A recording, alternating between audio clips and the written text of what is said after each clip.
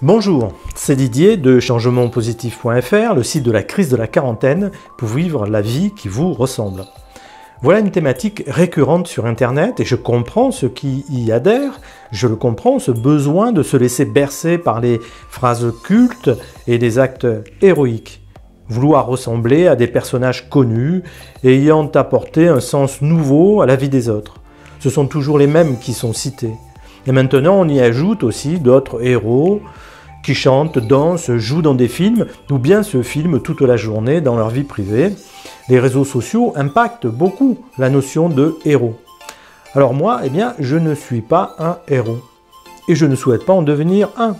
Franchement, je ne vois pas quelles circonstances peuvent m'amener à devenir Gandhi, Martin Luther King ou Mandela. Les prêcheurs de Héromania parlent surtout de cela.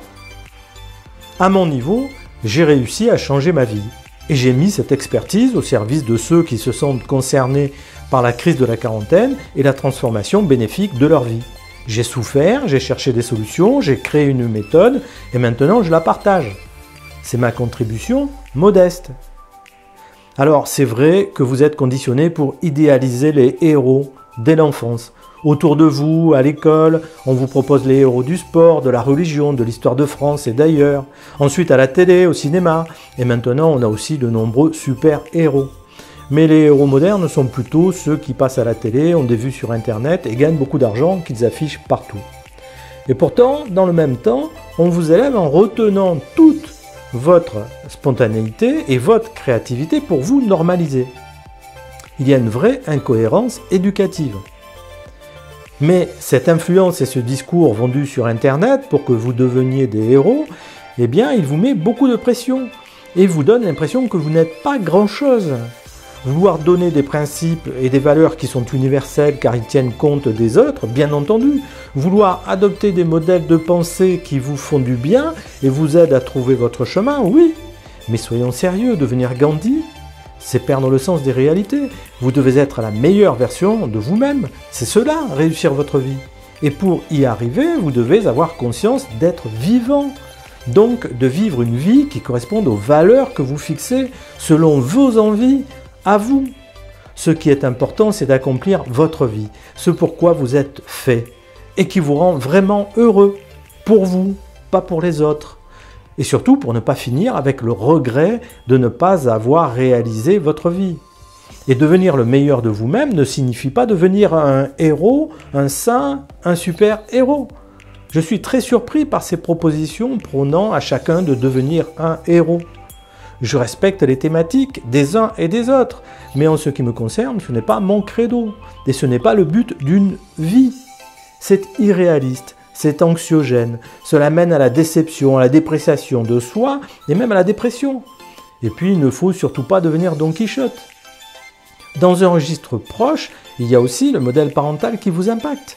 Penser que votre père est un héros et que vous devez atteindre son niveau pour exister, c'est une situation invivable qui ne vous permettra pas de révéler votre vie à vous.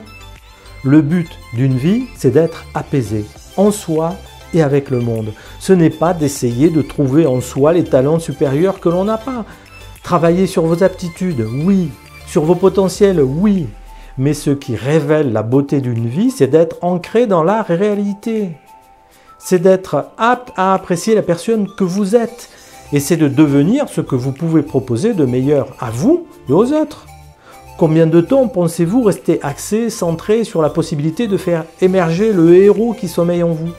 Pas longtemps, car vous ne saurez pas ce que cela signifie concrètement. Dans la même utopie, comment peut-on vous pousser à être un saint ou un homme qui a transformé le monde ? Je sais que je ne suis pas Gandhi, Martin Luther King, ni Einstein, et je n'en suis pas malheureux. Bien entendu, on ne peut qu'être inspiré par leur vision du monde et les messages qu'ils ont laissés à la postérité. Mais ce qui compte, c'est vous.